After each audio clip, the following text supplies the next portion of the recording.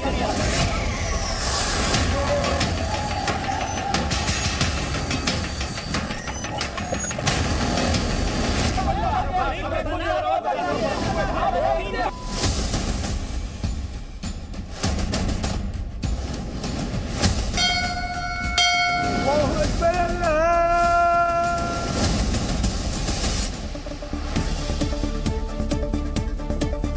शोर ना हंगामा, बात होगी खबर की, ना इधर की ना उधर की। शाम 7 बजे सिर्फ बात पते की। नमस्कार, आपके साथ मैं हूं प्रीति दहिया और सबसे पहले एक नजर आज के टॉप 4 पर। हिमाचल प्रदेश में चुनाव की तारीखों का ऐलान हो गया है। 12 नवंबर को वोटिंग होगी और 8 दिसंबर को नतीजों का ऐलान होगा। वहीं वाराणसी की जिला अदालत में कथित शिवलिंग के कार्बन डेटिंग की हिंदू पक्ष की याचिका खारिज कर दी गई है। प्रधानमंत्री मोदी की मां पर विवादित बयान के मामले में स्मृति ईरानी ने आम आदमी पार्टी के नेता गोपाल इटालिया पर निशाना साधा और IMF की बैठक में हिस्सा लेने वॉशिंगटन पहुंचे पाकिस्तान के वित्त मंत्री को देख लोगों ने चोर चोर के नारे लगाए। उत्तर प्रदेश के 21 जिलों के सैकड़ों गांव बाढ़ से बुरी तरह से प्रभावित हैं और लगातार होने वाली बारिश ने बाढ़ पीड़ितों की मुसीबत बढ़ा दी है। बदतर होते हालात के बीच खुद मुख्यमंत्री योगी आदित्यनाथ आज हालात का जायजा लेने पहुंचे, क्योंकि राज्य में बाढ़ से हो रहे दुख तकलीफ की तस्वीरें ही ऐसी आ रही हैं। हालत ये है कि श्रावस्ती में जान बचाने के लिए एक बूढ़े दंपति को 3 दिनों तक भूखे प्यासे पेड़ पर ही रहना पड़ा। पानी से घिरे पेड़ पर बैठे बुजुर्गों को उम्मीद थी कि उन्हें बचाने कोई न कोई जरूर आएगा और हुआ भी ऐसा ही। फ्लड PAC को जब बुजुर्गों के पेड़ पर फंसे होने की जानकारी मिली तो इस टीम के सदस्य राहत बचाव के लिए मौके पर पहुंचे और बुजुर्गों को सुरक्षित निकाल लिया। श्रावस्ती में राहत बचाव दस्ते ने जिस तरह बुजुर्ग दंपति को बचाया उसकी तो हर कोई सराहना कर रहा है, लेकिन बाढ़ पीड़ित इलाकों से कुछ तस्वीरें ऐसी भी आई जिससे प्रशासन के रवैये पर सवाल खड़े हुए। अंबेडकर नगर की तस्वीरें तो यही कहती हैं, जहां घाघरा नदी के उफान पर आते ही पानी खेत खलिहान से होता हुआ गांव ही नहीं घर में भी पहुंच गया। जब सर से छत ही छिन गई तो मजबूरी में लोगों को राहत शिविरों में दिन रात गुजारने पड़े और भूख मिटाने के लिए प्रशासन की मदद का ही आसरा बचा। लेकिन जब गांव वालों ने मौके पर पहुंचे DM से खाने पीने को लेकर शिकायत की तो उनके जवाब ने हर किसी को हैरान कर दिया। आप लोग घर पे रहेंगे, हम लोग घर पे पहुंचवाएंगे खाना। ज़ोमैटो सर्विस थोड़ी चला रहे हम लोग। एक तो कुदरत का कहर और ऊपर से प्रशासन का ऐसा रवैया, निश्चित रूप से इसे जायज नहीं ठहराया जा सकता। वैसे एक तरफ बाढ़ पीड़ित परेशान है तो दूसरी तरफ सरकार उनकी हर मुमकिन मदद करने की कोशिश भी कर रही है। मदद की यही कोशिश मुख्यमंत्री योगी आदित्यनाथ के आदेश में दिखी और इसकी वजह रही राज्य के हालात। बुंदेलखंड इलाके का जालौन बाढ़ से बेहाल दिखा और नौबत यहां तक आ गई कि बाढ़ पीड़ितों का हाल जानने के लिए इलाके में निकली DM चांदनी सिंह की गाड़ी ही सड़क पर बने गड्ढे में फंस गई, जिसे निकालने के लिए लोग धक्का लगाते दिखे। बाढ़ का असर प्रयागराज पर भी दिखा, जहां गंगा उफनाई तो अपने तटों को छोड़कर घाट के ऊपर पहुंच गई और लोग मुसीबत से घिरते चले गए। सिद्धार्थनगर में तो 48 घंटे में 3 जगहों पर बांध टूटने से पूरा इलाका जलमग्न हो गया। मुख्यमंत्री के दौरे के ठीक पहले बांध टूटने से अधिकारियों की पेशानी पर बल पड़ गए। चूंकि मुख्यमंत्री योगी आदित्यनाथ बाढ़ प्रभावित इलाके की पल पल की खबर ले रहे थे, इसलिए तय कार्यक्रम के मुताबिक उन्होंने प्रभावित इलाकों का हवाई सर्वेक्षण किया।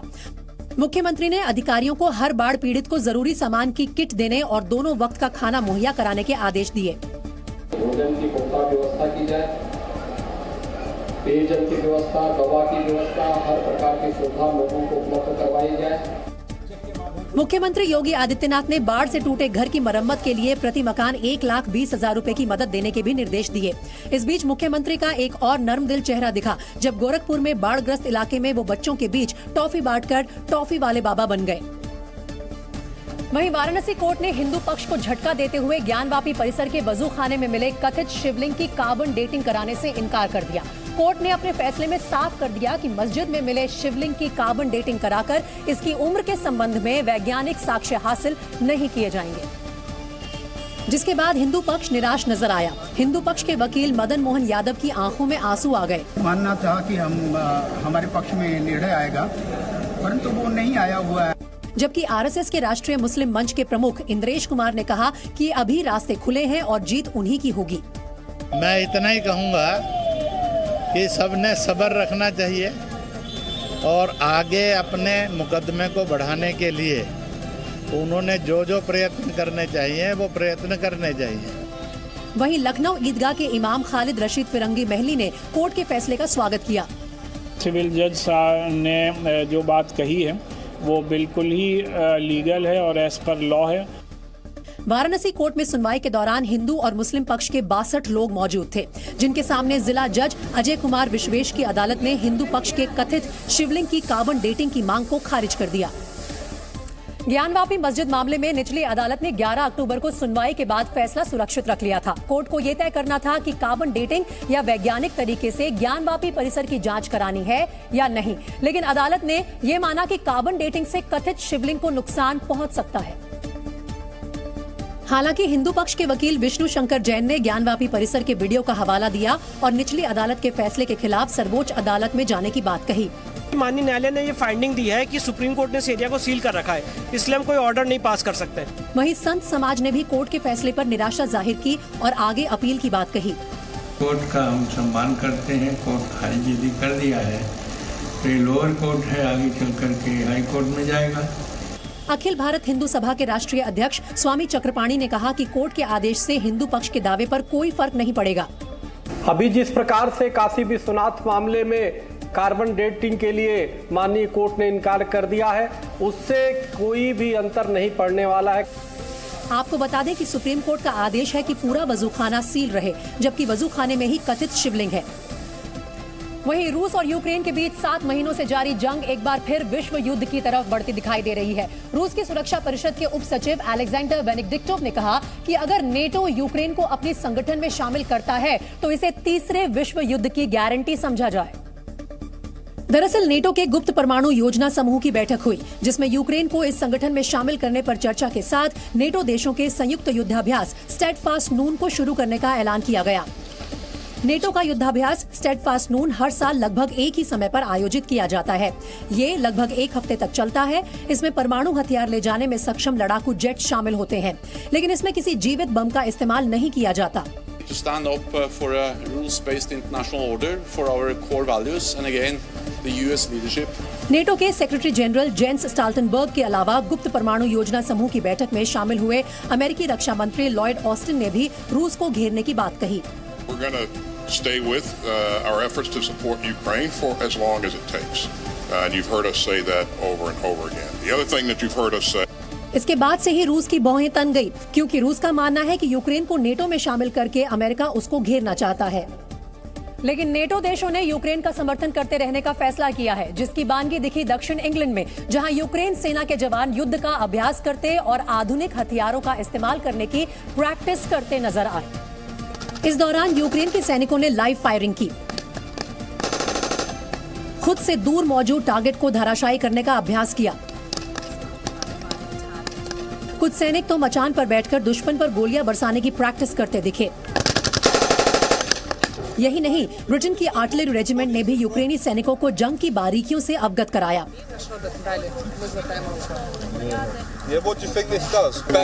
नेटो के सदस्य यूनाइटेड किंगडम ने 19,000 यूक्रेनियन सैनिकों को प्रशिक्षित करने का ऑफर दिया था, जबकि अब तक 5,700 सैनिक ट्रेनिंग पूरी कर यूक्रेन लौट चुके हैं। वैसे इस बीच रूस और यूक्रेन में तनाव कम होने का नाम नहीं ले रहा है। रूस ने आरोप लगाया है कि यूक्रेन ने उसके बेलगोरोद शहर पर बमबारी की, जिससे रिहायशी इलाकों को काफी नुकसान पहुंचा है। बतौर सबूत रशियन स्टेट टीवी ने एक फुटेज भी जारी किया, जिसमें एक बड़ी इमारत का ऊपरी हिस्सा जमीन पर गिरा नजर आया। ईंट, पत्थर और कंक्रीट के टुकड़े सड़क पर पड़े दिखे। यही नहीं, इमारत के ऊपरी हिस्से से गिरने की वजह से नीचे खड़ी 2 कारें भी क्षतिग्रस्त हो गईं। बेलगोरोद के रीजनल गवर्नर की माने तो यूक्रेन की बमबारी में इस इमारत को काफी नुकसान पहुंचा, जिसके बाद इसमें रहने वाले लोगों को पास ही एक होटल में शिफ्ट कर दिया गया और उनके घरों की बारीकी से जांच की गई ताकि आगे किसी भी तरह का हादसा न हो। और अब क्रिकेट फैंस के लिए एक अच्छी खबर है। न्यूज एजेंसी पीटीआई के मुताबिक बीसीसीआई अगले साल मार्च से वुमेन्स आईपीएल की शुरुआत करने वाला है। जानकारी के मुताबिक पहले सीजन में 5 टीमें खेल सकती हैं। वुमेन्स आईपीएल का आयोजन पुरुषों के आईपीएल से पहले ही पूरा कर लिया जाएगा, ताकि आयोजन में कोई दिक्कत ना आए। वुमेन्स आईपीएल में कुल 20 लीग मैच खेले जाएंगे और इस दौरान हर टीम एक दूसरे के खिलाफ 2-2 मैच खेलेगी। लिस्ट में टॉप पर रहने वाली टीम सीधे फाइनल में पहुंचेगी, जबकि दूसरे और तीसरे नंबर की टीमों के बीच एलिमिनेटर मुकाबला खेला जाएगा। एलिमिनेटर जीतने वाली टीम और पहले फाइनलिस्ट के बीच खिताबी मुकाबला भी खेला जाएगा। जानकारी के मुताबिक विमेंस आईपीएल की हर टीम में 18 खिलाड़ी होंगी, जबकि प्लेइंग 11 में 5 से ज्यादा विदेशी खिलाड़ियों को जगह नहीं दी जा सकेगी। यहां दिल्ली सरकार ने छठ घाट बनवाने की तैयारियां शुरू कर दी हैं। दिल्ली में इस बार केजरीवाल सरकार छठ पर्व के लिए 1100 घाट बनाएगी। इन घाटों पर होने वाला 25 करोड़ का खर्च भी दिल्ली सरकार ही उठाएगी। घाटों पर सुरक्षा के मद्देनजर सीसीटीवी कैमरे भी लगाए जाएंगे। मनाली के रोहतांग दर्रे पर भारी बर्फबारी के बाद ठंड बढ़ गई है। चारों तरफ बर्फ की सफेद चादर बिछी है। हालांकि बर्फबारी और कड़ाके की ठंड का लुत्फ उठाने के लिए बड़ी संख्या में सैलानी रोहतांग दर्रे पर पहुंच रहे हैं। गाजियाबाद की एक सोसाइटी में पिटबुल डॉग ने 11 साल की बच्ची पर हमला कर उसे घायल कर दिया है। पिटबुल के हमले में घायल बच्ची का अस्पताल में इलाज कराया गया। घटना के बाद बच्ची के परिवार वालों ने इंदिरापुरम थाने में एफआईआर दर्ज करवाई है। पंजाब के गुरदासपुर में बीएसएफ ने एक पाकिस्तानी ड्रोन को मार गिराया है। ये ड्रोन पाकिस्तान की तरफ से पंजाब में हथियार और नशीले पदार्थों की डिलीवरी के लिए आया था, लेकिन मुस्तैद बीएसएफ जवानों ने ड्रोन को मार गिराया। रूस के मॉस्को से दिल्ली आ रही फ्लाइट में बम की सूचना से हड़कंप मच गया। लैंडिंग के बाद जब प्लेन की तलाशी ली गई तो कोई भी संदिग्ध चीज नहीं मिली। इस घटना के बाद इंदिरा गांधी इंटरनेशनल एयरपोर्ट की सुरक्षा बढ़ा दी गई है। बिहार के मुजफ्फरपुर में एक शख्स की पीट कर हत्या कर दी गई। 6 अक्टूबर की रात में हुई ये वारदात सीसीटीवी में कैद हो गई, जिसमें 7 लोग कुख्यात राजा ठाकुर को बेरहमी से पीटते हुए दिखे। करीब 10 मिनट तक राजा ठाकुर पर पिस्टल, लाठी और ईंट से हमला किया गया। 6 और 7 अक्टूबर की रात 2:55 से 3:04 के बीच के इस वीडियो में कुछ बदमाश राजा ठाकुर को घेर कर पिटाई करते दिखे। राजा ठाकुर ने बचने के लिए बिजली के पोल को पकड़ लिया, लेकिन दूसरे बदमाश उसे वहां से घसीटते हुए ले गए। उसी वक्त वहां बाइक से एक और बदमाश पहुंचा, जिसके बाद राजा ठाकुर को बाइक पर बैठाने की कोशिश की गई। थोड़ी देर बाद सभी बदमाश राजा ठाकुर को पिटाई करने के बाद घसीट कर ले जाते दिखे। इस दौरान राजा ठाकुर की बेरहमी से पिटाई की जाती रही। घटना से जुड़ा सीसीटीवी सामने आने के बाद साफ हो गया कि राजा ठाकुर की गैंग वॉर में हत्या की गई। अब सीसीटीवी के आधार पर पुलिस ने हत्याकांड में नामजद एक आरोपी को गिरफ्तार किया है। उसे अब अहियारपुर पुलिस रिमांड पर लेगी। करके लाठी डंडों से हत्या कर दी गई थी। पुलिस ने ड्यूरिंग इन्वेस्टिगेशन एक सीसीटीवी मिला है। सीसीटीवी में एक आधार पर और जो नामजद लोग हैं उसमें एक व्यक्ति को अरेस्ट भी किया गया। गिरफ्तार आरोपी से पूछताछ में अन्य हमलावरों की भी पहचान हो गई है। पुलिस ने इनको जल्द गिरफ्तार करने का दावा किया है। और आम आदमी पार्टी के नेता गोपाल इटालिया से जुड़े विवाद ने तूल पकड़ लिया है। प्रधानमंत्री मोदी और मंदिर के खिलाफ गोपाल इटालिया के विवादित बयान पर बीजेपी ने विरोध का मोर्चा खोल दिया है, जिसकी तस्वीर दिल्ली में आम आदमी पार्टी के मुख्यालय से महज 500 मीटर की दूरी पर दिखी, जहां बीजेपी महिला मोर्चा की कार्यकर्ता बड़ी तादाद में विरोध जताने पहुंच गई।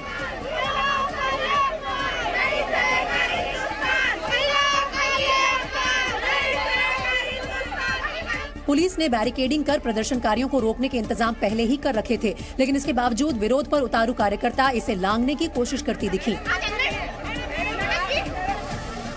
एक तरफ सड़कों पर कार्यकर्ता तो दूसरी तरफ नेताओं की बयानबाजी।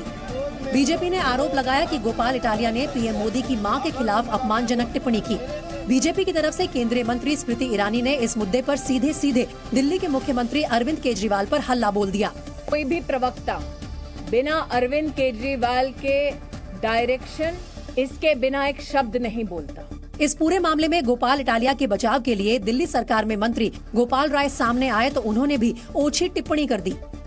पूरे देश में 365 दिन भाजपाई पूरे देश का अपमान कर रहे हैं, जिसकी मर्जी उस कर लेते हैं। चूंकि गुजरात के चुनावी घमासान के बीच ये मुद्दा उछला है, इसलिए इस पर दोनों तरफ से बयानबाजी का सिलसिला जारी है।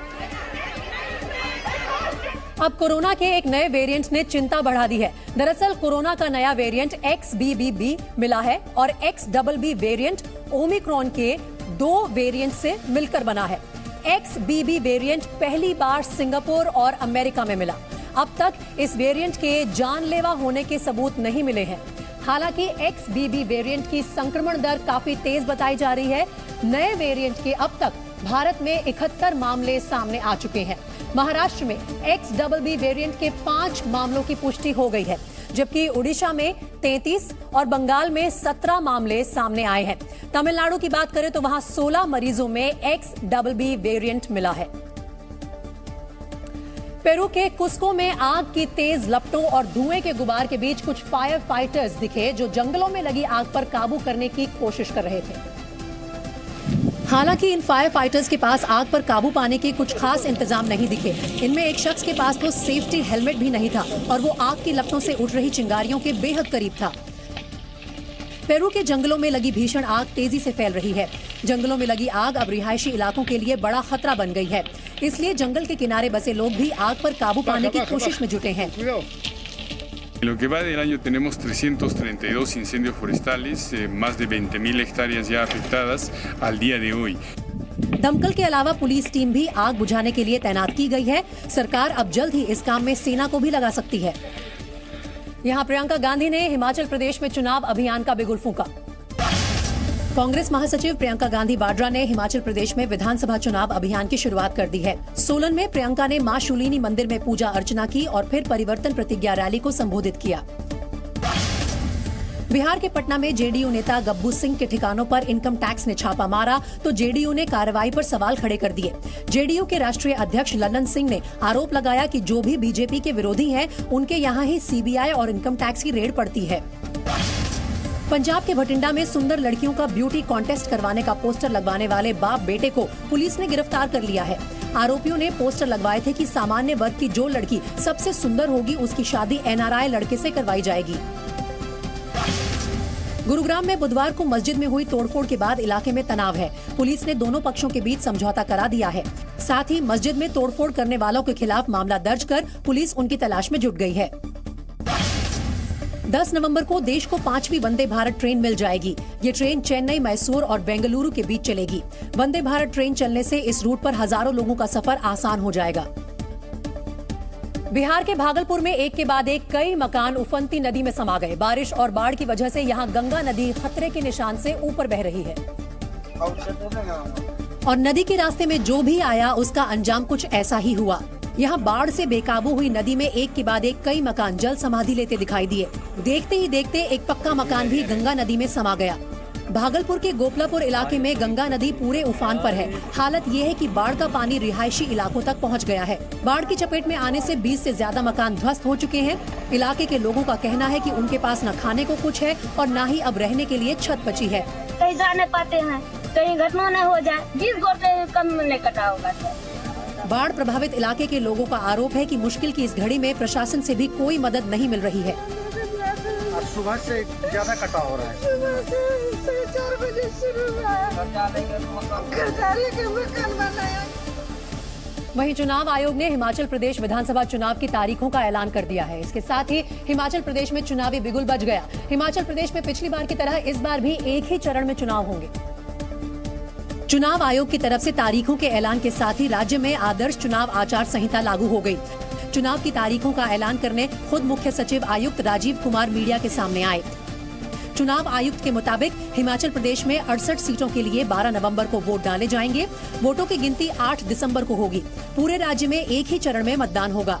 Date of poll 12th November and date of counting 8th December and the entire process is completed by 10th of December.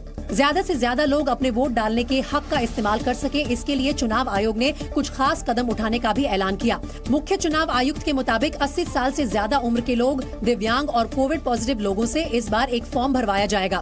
ऐसे लोग अगर पोलिंग बूथ पर नहीं जा सकेंगे तो आयोग के कर्मचारी उनके घर जाकर उनसे वोट करवाएंगे। यानी चुनाव आयोग ने अपनी तरफ से मतदान कराने की पुख्ता योजना बनाई है। अब हिमाचल प्रदेश में 17 अक्टूबर को चुनाव की अधिसूचना जारी होगी, जबकि नामांकन की आखिरी तारीख 25 अक्टूबर तय है। राज्य में मतदान 12 नवंबर को होगा और नतीजे 8 दिसंबर को आएंगे। हिमाचल प्रदेश विधानसभा के अंक गणित की बात करें तो यहाँ कुल 62 सीटें हैं, जबकि सरकार बनाने यानी बहुमत का आंकड़ा 35 है। हिमाचल प्रदेश में मतदाताओं की संख्या 55 लाख है, जिनमें से 27,27,000 महिला मतदाता हैं। वॉशिंगटन में इशाक डर IMF और विश्व बैंक के सालाना बैठक में शामिल हुए। वहीं इससे पहले एयरपोर्ट पर हुई बेइज्जती के लिए शहबाज शरीफ की पार्टी PMLN ने PTI को जिम्मेदार बताया है। PMLN ने कहा कि इशाक डर के खिलाफ नारेबाजी करने वाला शख्स इमरान खान का समर्थक है। वहीं इमरान खान लगातार शहबाज शरीफ और उनके मंत्री इशाक डर पर भ्रष्टाचार के आरोप लगा रहे हैं। जनाब, आपकी 2012 में 80 लाख आपके असासे थे और 4 साल के बाद वो 80 करोड़ पे पहुंच गए, तो आपके पास पैसा आया किधर से? वैसे ये पहली बार नहीं जब विदेश में पाकिस्तान के किसी मंत्री की फजीहत हुई हो। इससे पहले पिछले महीने लंदन में नवाज शरीफ की बेटी और पाकिस्तान की सूचना मंत्री मरियम औरंगजेब के खिलाफ नारेबाजी हुई थी। उन्हें चोरनी कहा गया था। ऐसे काम क्यों करते हो इमरान खान साहब? ये देखें, ये वहाँ पर बड़ी बड़ी तकरीरें सर पे दुपट्टे रखती है। यहाँ देखें इसको लंदन में जैसे चीज में डोना बच्ची की गई है। नहीं, गुची का बैग, गुची का बैग। कुछ भी नहीं, हम क्या बोलेंगे? हम क्या बोलेंगे? हम कुछ नहीं बोल सकते। मुँह छुपा के फिरे। शर्म आती है इस चीज में। कुछ महीने पहले PM शहबाज शरीफ जब सऊदी अरब की यात्रा पर गए थे तो मदीना में लोगों ने चोर चोर के नारे लगाने शुरू कर दिए थे।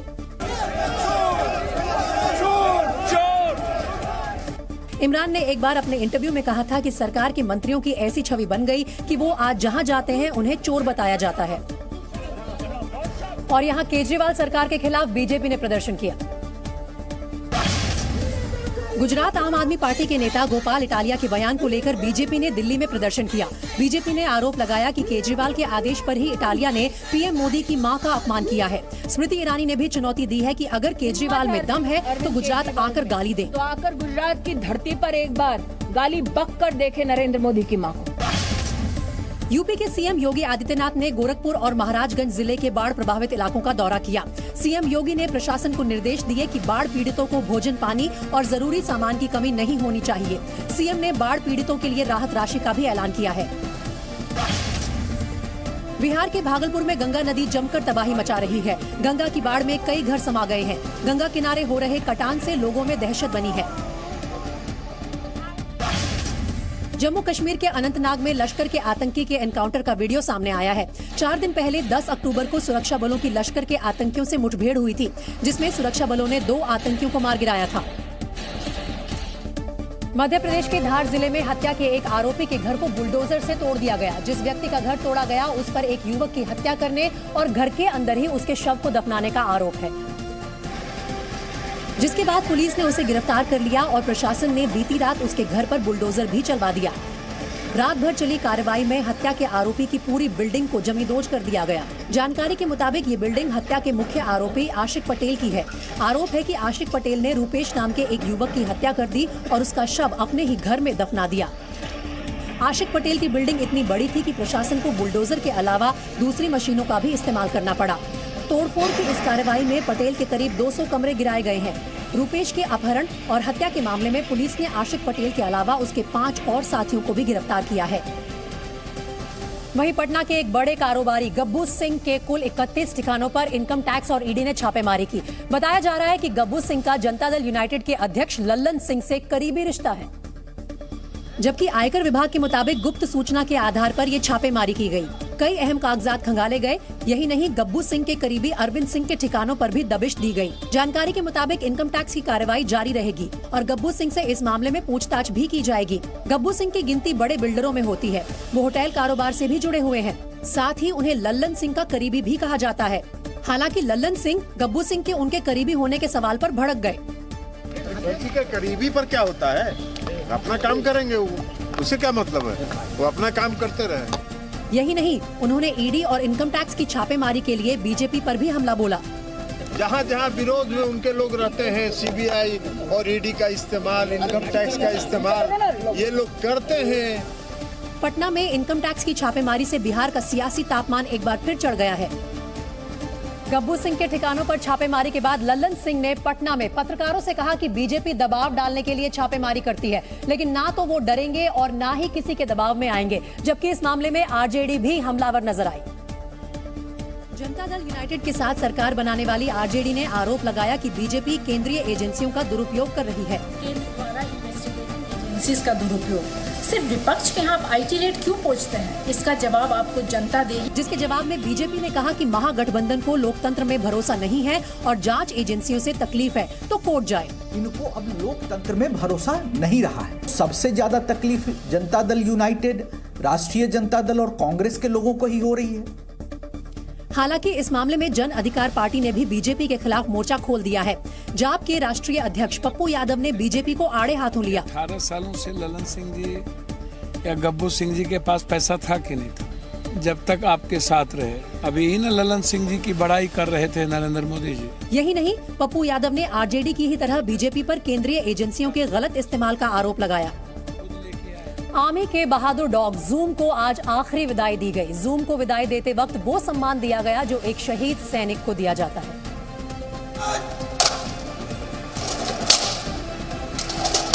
इसके लिए श्रीनगर में चिनार वॉर मेमोरियल पर सेना के जवान जुटे। यहाँ सैनिक सम्मान के साथ कैनाइन वॉरियर जूम को आखिरी विदाई दी गई।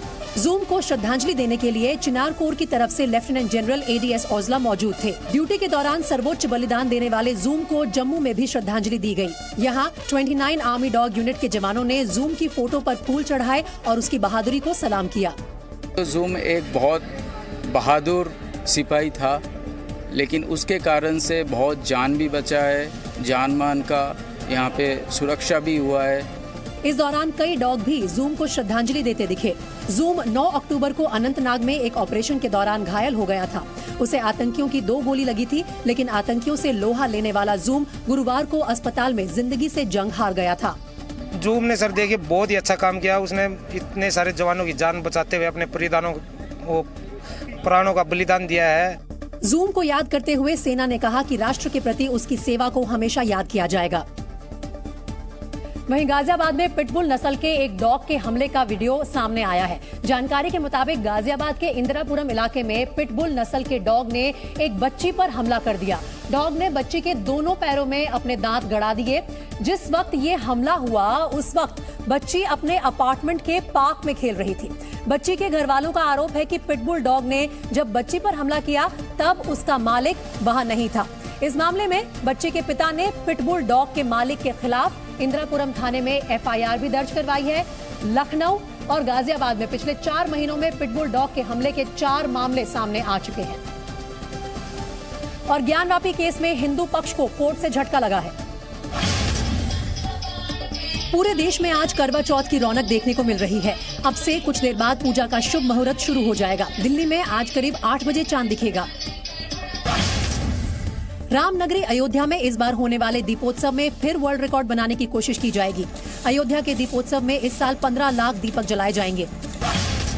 हिमाचल प्रदेश के ऊना में प्रधानमंत्री नरेंद्र मोदी ने वंदे भारत एक्सप्रेस को हरी झंडी दिखाई।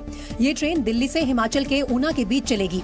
साथ ही ये ट्रेन चंडीगढ़ और अंबाला होते हुए कई सिख और हिंदू तीर्थ स्थलों को जोड़ेगी। राजस्थान के 84 विधानसभा के विधायक राजकुमार रोत ने 10वीं और 12वीं के 40 टॉपर बच्चों को उदयपुर से दिल्ली तक का हवाई सफर कराया। विधानसभा क्षेत्र में परीक्षा में अच्छे नंबरों से पास होने वाले बच्चों के लिए ये खास इंतजाम किया गया। हिमाचल प्रदेश में चुनाव की तारीखों का ऐलान हो चुका है। जी न्यूज के लिए जी दर्पण ने हिमाचल प्रदेश का ओपिनियन पोल किया है। 10 अगस्त से 10 अक्टूबर के बीच किए गए इस ओपिनियन पोल में राज्य के 68 विधानसभा क्षेत्रों के 1.5 लाख लोगों की राय ली गई है। ओपिनियन पोल का दूसरा सवाल दरअसल प्रधानमंत्री नरेंद्र मोदी से जुड़ा था। हिमाचल के लोगों से पूछा गया कि प्रधानमंत्री मोदी का काम कैसा है। इसके जवाब में 31% लोगों ने कहा कि वो पीएम मोदी के काम से बहुत संतुष्ट हैं। वहीं 36% लोगों ने कहा कि वो पीएम के काम से संतुष्ट है, जबकि 21% ने कहा कि वो पीएम मोदी के काम से संतुष्ट नहीं है और 12% लोगों ने कोई राय नहीं दी। हिमाचल प्रदेश के मतदाताओं से ये भी पूछा गया कि मुख्यमंत्री पद के लिए उनकी पहली पसंद कौन है। तो इस सवाल के जवाब में सबसे ज्यादा 30% लोगों ने मौजूदा सीएम जयराम ठाकुर को अपनी पहली पसंद बताया। केंद्रीय मंत्री अनुराग ठाकुर को 26% लोगों ने अपनी पसंद बताया। कांग्रेस की प्रदेश अध्यक्ष प्रतिभा सिंह को हिमाचल प्रदेश के 22% वोटर मुख्यमंत्री के रूप में देखना चाहते हैं। जबकि नेता प्रतिपक्ष और कांग्रेस के नेता मुकेश अग्निहोत्री को सिर्फ 10% लोगों ने अपनी पहली पसंद बताया है। इसी तरह 12% लोगों ने कई दूसरे नेताओं को मुख्यमंत्री के तौर पर अपनी पसंद बताया है। ओपिनियन पोल का अहम सवाल ये है कि हिमाचल प्रदेश में किस पार्टी को कितने वोट मिलेंगे। इस सवाल के जवाब में बीजेपी सबसे बड़ी पार्टी के तौर पर उभरी, जिसे हिमाचल प्रदेश में 45% वोट मिलने की संभावना है। वहीं अगर कांग्रेस की बात की जाए तो कांग्रेस को 32% वोट मिल सकते हैं, जबकि आम आदमी पार्टी उसको 9 और सीपीएम को 2% वोट मिल सकते हैं। साथ ही 12% वोट अन्य के खाते में जा सकते हैं। आपको यह भी बता दें कि सिर्फ ओपिनियन पोल के नतीजे हैं और इनमें बदलाव संभव है। और सबसे अहम सवाल ये कि हिमाचल प्रदेश में किस पार्टी को कितनी सीटें मिल सकती हैं। तो जी दर्पण के ओपिनियन पोल के मुताबिक बीजेपी सबसे बड़ी पार्टी बन सकती है और उसे 36 से 48 सीटें मिल सकती हैं। कांग्रेस की 20 से 28 के बीच सीटें मिल सकती हैं, आ सकती हैं इन चुनाव में। अरविंद केजरीवाल की पार्टी आम आदमी पार्टी का भी खाता खुल सकता है और उसे 1 सीट की गुंजाइश बताई जा रही है। वहीं अन्य को 0 से लेकर 3 सीटें मिलने का अनुमान जताया गया है। अब गुरुग्राम के बोड़ाकला इलाके में मस्जिद के बाहर कुछ लोग हंगामा करते दिखाई दिए। वहां के लोगों का आरोप है कि कुछ शरारती तत्वों ने मस्जिद में घुसकर नमाजियों के साथ मारपीट की और मस्जिद में बाहर ताला लगाकर भाग गए, जिसके बाद मस्जिद के बाहर लोगों की भारी भीड़ जमा हो गई। मस्जिद के अंदर मारपीट की खबर से गुस्साए लोगों ने आरोपियों की गिरफ्तारी की मांग की।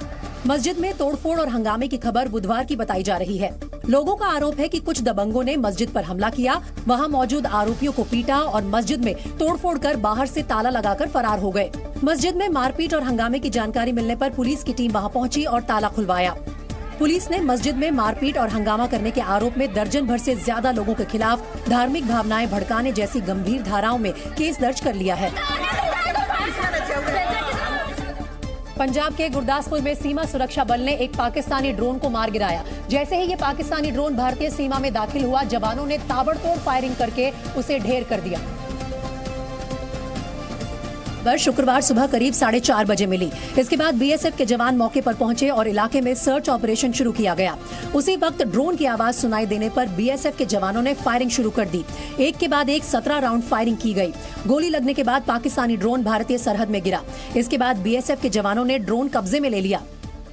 पाकिस्तान से आ रहे ड्रोन ने भारतीय सीमा का उल्लंघन करा। बहादुर जवानों ने उस पर 17 राउंड तुरंत गति से फायर करा और साथ में 3 रोशनी करने वाले बम चलाए। फायर करने के उपरांत जवानों ने देखा कि कोई चीज डगमगाती हुई पीछे की तरफ गिरती हुई जा रही है। गोली लगने से पाकिस्तान से आए ड्रोन का रोटर टूट गया। बरामद drone China made quadcopter DJI Matrice 300 है, जो अपने साथ 10 किलोग्राम से ज्यादा वजन उठाकर कई किलोमीटर दूर तक ड्रॉप कर सकता है।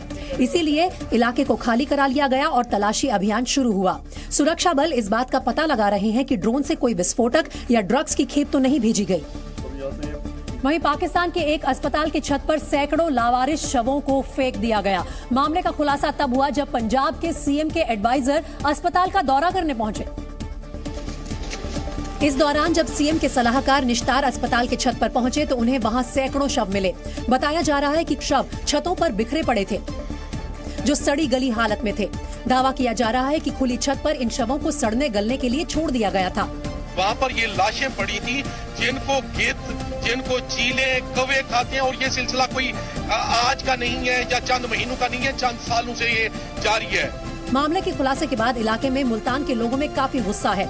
लाशों को क्या खुले आसमान के ऊपर, छत के ऊपर फेंक देना, ये कहाँ की इंसानियत है या ये कौन सा एक अच्छी चीज है। लोग अस्पताल के खिलाफ कड़ी कार्रवाई की मांग कर रहे हैं। इस अस्पताल की छत पर लावारिस शवों के मिलने के बाद पाकिस्तान के पंजाब प्रांत के सीएम ने मामले को गंभीरता से लिया है। मामले की जांच शुरू कर दी गई है। के लिए निश्तार अस्पताल की छतों पर मिले शवों के सैंपल लिए जा रहे हैं। दावा किया जा रहा है कि शवों के साथ चीर फाड़ की गई और उनके अंगों को निकाल लिया गया। निश्तार अस्पताल की इंतजामिया से जब हमारी बात हुई है तो वो तो बड़ा आसान उन्होंने एक जवाब दिया है कि इन लाशों के जो अज़ा हैं, जो ऑर्गन है, उनसे हम यहाँ पर डॉक्टरों को सिखाते हैं, उनको ट्रेनिंग होती है। मामले की जांच के लिए पंजाब सरकार की ओर से 6 सदस्यों की कमेटी गठित की गई है। यहाँ हिमाचल प्रदेश में चुनाव के ऐलान से ठीक पहले कांग्रेस महासचिव प्रियंका गांधी वाड्रा सोलन पहुंची। चुनावी हलचल के बीच उन्होंने मां शूलिनी के दर्शन किए। शूलिनी के मंदिर में पूजा अर्चना कर उनका आशीर्वाद लिया। मंदिर में देवी के दर्शन के बाद वो एनपीएस कर्मचारियों से मिलने पहुंची, जो लंबे समय से पुरानी पेंशन स्कीम को बहाल करने की मांग को लेकर धरने पर बैठे हैं। प्रियंका गांधी ने आंदोलनकारियों को भरोसा दिया कि हिमाचल प्रदेश में कांग्रेस की सरकार बनने पर एनपीएस कर्मचारियों की पुरानी पेंशन बहाल की जाएगी। धरने पर बैठे आंदोलनकारियों से मुलाकात के बाद प्रियंका सोलन के ठोडो मैदान पहुंची, जहां उन्होंने परिवर्तन प्रतिज्ञा रैली को संबोधित किया। रैली में प्रियंका के निशाने पर बीजेपी रही। आपके पास कर्मचारियों के पेंशन के लिए पैसा नहीं है, लेकिन बड़े बड़े उद्योगपति मित्र जो हैं आपके, उनके लोन आप माफ कर देते हैं। हिमाचल दौरे पर प्रियंका गांधी के साथ छत्तीसगढ़ के मुख्यमंत्री भूपेश बघेल के साथ साथ कांग्रेस के कई बड़े नेता मौजूद रहे। और पाकिस्तान को भारत ने एक बार फिर खरी खरी सुनाई है। CICA शिखर सम्मेलन में जम्मू कश्मीर का मुद्दा उठाने पर विदेश मंत्रालय ने बयान जारी किया है। विदेश मंत्रालय के प्रवक्ता अरिंदम बागची ने कहा कि हम पाकिस्तान के साथ सामान्य संबंध चाहते हैं, लेकिन पाकिस्तान को आतंकवाद रोकना होगा। नई प्राइवेसी पॉलिसी को लेकर व्हाट्सएप को सुप्रीम कोर्ट से बड़ा झटका लगा है। भारतीय प्रतिस्पर्धा आयोग यानी CCI नई प्राइवेसी पॉलिसी की जांच करेगा। सुप्रीम कोर्ट ने कहा है कि CCI एक स्वतंत्र संस्था है और अगर वो जांच कर रही है तो उसे जांच से नहीं रोका जा सकता। कानपुर देहात में झुग्गी झोपड़ी में रहने वाले गरीब लोगों को यूपी सरकार ने दिवाली का तोहफा दिया है। सरकार ने आसरा योजना के तहत बनी कॉलोनियों का आवंटन किया है। राज्य मंत्री प्रतिभा शुक्ला की मौजूदगी में 142 कॉलोनियां आवंटित की गई हैं। ऑस्ट्रेलिया में होने वाले T20 वर्ल्ड कप में तेज गेंदबाज मोहम्मद शमी खेलते नजर आएंगे। बीसीसीआई ने शमी को जसप्रीत बुमराह की जगह टीम में शामिल किया है। बुमराह चोट के कारण ऑस्ट्रेलिया में होने वाले T20 वर्ल्ड कप 2022 से बाहर हो गए हैं।